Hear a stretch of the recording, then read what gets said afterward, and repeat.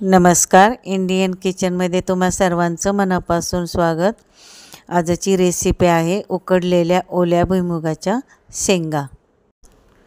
तर इथे मी अर्धा किलो या ओल्या शेंगा घेतलेल्या आहेत। सुरुवातीला आपण चांगल्या धुवून घ्यायच्या आहेत।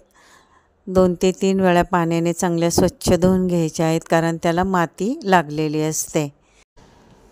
भुईमुगाच्या शेंगामध्ये व्हिटॅमिन ए असते, त्यामुळे जर हिवाळ्यात सकाळी उकडलेल्या भुईमुगाच्या शेंगा खाल्ल्या तर आपली डोळ्याची दृष्टी वाढते आणि ज्यांना वजन कमी करायचं आहे त्यांनी तर आवर्जून या शेंगा खायला हव्यात। या शेंगा अशा हाताने फोडून घ्यायच्या, म्हणजे त्याच्यामध्ये मिठाचं आणि हळदीचं पाणी जाऊ शकते आणि उकडल्यानंतर खायला खूप छान लागतात।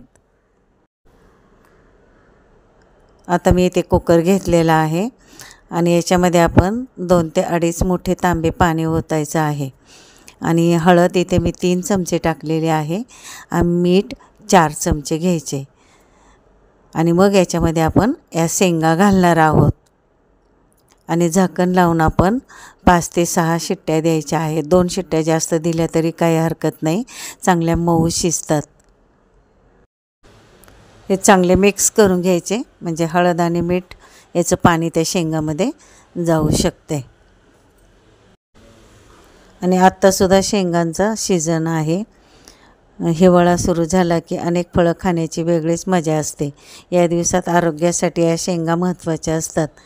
शेंगदाण्यामध्ये प्रोटीन आहे। 100 ग्रॅम शेंगदाण्याच्या 1 लिटर दुधाइतकं प्रोटीन असते। शेंगदाण्याच्या सेवनाने अनेक आजार टळतात, परंतु जेवढे फायदे आहेत तेवढे तोटेही असतात, म्हणून मर्यादित सेवन करावे। भुईमुगाच्या ओल्या शेंगा उकडून उन्हामध्ये वाळवल्या तर त्या टिकवून ठेवता येतात। जेव्हा आपणाला खायच्या असतील तेव्हा खाऊ शकतो। वाळवून ठेवल्या तर त्याची चव खूप छान लागते। या भुईमुगाच्या शेंगा ओल्या असताना जरी आपण उकडल्या आणि लगेच खाल्ल्या तरी त्या चांगल्या मऊ शिजलेल्या असतात, त्यामुळे त्या पण खूप छान लागतात।